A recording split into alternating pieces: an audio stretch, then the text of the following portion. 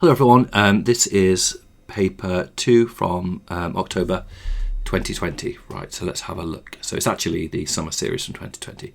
So question 1, we've got a numerical methods and it's the trapezium rule. So it says table 1 shows the corresponding values for x and for y in y is equal to the square root of x over 1 add x. The y values are given to 4 significant figures. Use the trapezium rule with all the values to find an estimate for the integral between 0.5 and 2.5. So here we have a copy of the formula booklet. And so we're going to use this now in order to find out, to sub everything in. So what have we got? Our h in this, so let's write down the trapezium rule. So the integral between 0.5 and 2.5 is going to equal a half times by h. Now h in this case is the strip width, which we can see from the table is 0.5. So we can see it's going up by 0.5, okay? And then y0 is the first value in the table, so that is 0.5774. Yn is the last value in the table, so that is 0.8452. So that's our y0 and that's our yn. So y0, yn. And then we're going to add 2 lots of all of the values in the middle. Okay, so let's have a look. 2 times all of the values in the middle. So we've got that one plus that one, and that's 2 there. Don't know why I put brackets around that, but there you go. Plus 2 times all the ones in the middle. And all the ones in the middle, in this case, there's 3 values. So 0.7071 plus 0.7746 plus 0.8165. Okay, so 2 lots of all of the ones in the middle. And that's it. We've subbed in now into the trapezium rule. Now, when we put all of that into our calculator and we round it to 3 significant figures, the answer we get is 1.50. Okay, so all of that equals 1.50 when you basically put that in. Just for reference, the exact value when you perform the integration on your calculator is 1.5115497071. That's the exact value, but this is our approximation using the trapezium rule. So that's part A. Now part B, it says using your answer, deduce an estimate for the integral of 0.5 over to 2.5 the square root of 9x over 1 add x, all square rooted. So basically what we've got to do here is look at what we've got and see how does it compare to part A. And the answer is there's a 9 in front of the x. Okay, so this is how it differs in part B. We've got 9x here and we've got 1 add x here. So what we can do is we can reimagine this as root 9 times by the square root of x over 1 add x. That's perfectly legitimate using the laws of thirds to take that 9 outside. And root 9 is 3, so what we've got in essence is 3 times our answer to part A. So this is the same as 3 times by our answer to part A, which was our 1.511. So therefore that's going to give us, that when we work that out, that gives us 4.51. Okay, and it doesn't matter if you've got 4.50 at this stage or 4.51. Either of those would be fine. But that's what we do for part B. Okay, good. Now let's have a look and see what's next. It says comment on the accuracy of your answer in part B. So given that it's, so they're given us the actual value. So the actual value is 4.535 and our approximation here was 4.51. So I think really in terms of what they would accept for part C for the 1 mark is you could just say it's very accurate, that it is that it's a good approximation. So good approximation. So yeah, you could say it's a good approximation. You could say it's very accurate. You could say it's an underestimate, but quite close. You could say it's less than 1% out. Any one of those kind of comments that indicate it's pretty accurate would be fine. So that's our trapezium rule question. All right, let's see what's next. Question 2. Vectors. Now, it's only question 2 on a paper, so it's not too bad.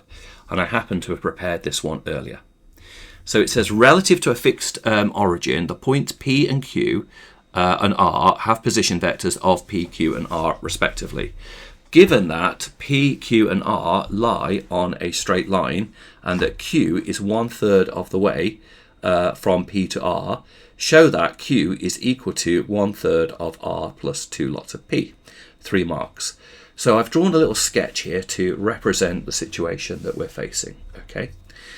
We've got a straight line, P, Q, R, and we've got 3 position vectors, P, Q, and R on that line. And they're when we're talking about position vectors, we're talking about relative to the origin.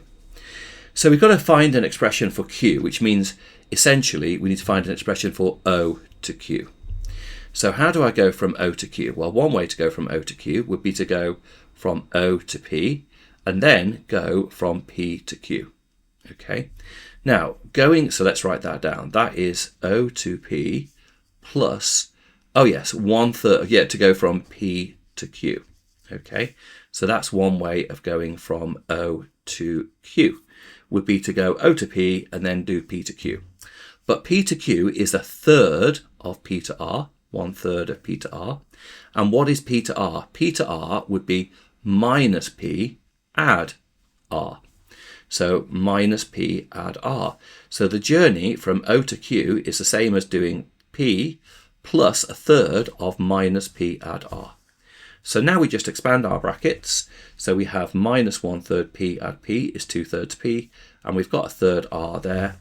So now we can just take out a common factor of 1/3, and we have 1/3 of R plus 2P as required. And that's that vector question for question 2 done.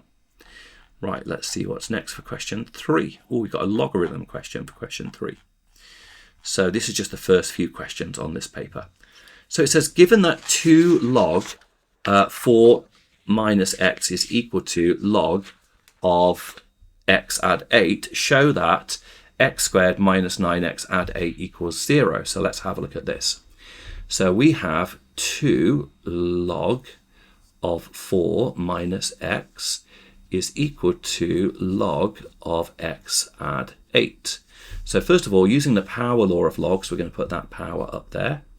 So log of 4 minus x squared is equal to log of x add 8. Now that we've got rid of this coefficient and we've just got log and log, we can at this stage reverse the logs. So 4 minus x all squared is equal to x add 8. From here I can now expand this bracket, so that's going to go to 16 minus 4x minus another 4x plus x squared is equal to x plus 8. Let's get that whole thing onto the left hand side. So we have x squared minus 8x minus another x is minus 9x. So minus 4 minus 8 minus another one is minus 9. And then we have 16 take away 8, which is going to be plus 8. So we have achieved the equation that was required there. And that's part A done of question 3. Okay, what's next? Part B, write down the roots of that equation. Okay, so we've basically got to solve this equation now in order to see what the roots are going to be. Now let's have a think about what are the roots going to be for the equation. So we want 2 numbers that times together to make plus 8, but add together to make minus 9. So it would appear to be the case that minus 8 and minus 1 are the candidates that we want, because minus 8 times minus 1 makes plus 8, but minus 8 add minus 1 is minus 9. So x minus 8 and x minus 1 is equal to 0, which gives us that x is equal to 8 and x is equal to 1. So that is the roots. Those are the roots. So that is B part 1 there, the roots of the equation. Part 2, state which of the roots is not a solution to that equation. Okay, that is interesting. So which one is not? So the first and most obvious trap that we could have, or not trap, but thing to look out for, is which values are positive and which values are negative. And you can see that what we have here is they're both positive. So let's go back to the original equation for a clue about this. So the original equation was 2 log, open bracket, 4 minus x is equal to log of x add 8. And let's see whether these numbers fit in this equation. Well, I can't see any issue if we put 1 in there, because we'd have log of 4 take away 1, log of 3, and 1 add 8 would be log of 9. So I think 1 can go in without any issue. Let's now see what happens when we put 8 in. 4 minus 8 is going to be minus 4, and there's our problem. We cannot have log of minus 4, because if you remember, the graph of a logarithm looks like this. In other words, it goes through there, it's undefined for negative values of x. So log of minus 4 is undefined and would give us math error.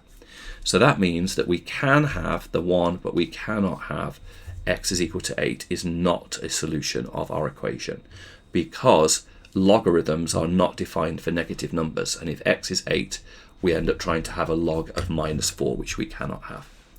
Okay, that's the first 3 questions on that paper. I think in the next video I'll do the next few. If you're finding this helpful, that was fantastic. If you could remember to like and subscribe to the channel, that's going to help me keep on making more videos moving forward. As always, thank you so much for watching, and I'll see you in the next video.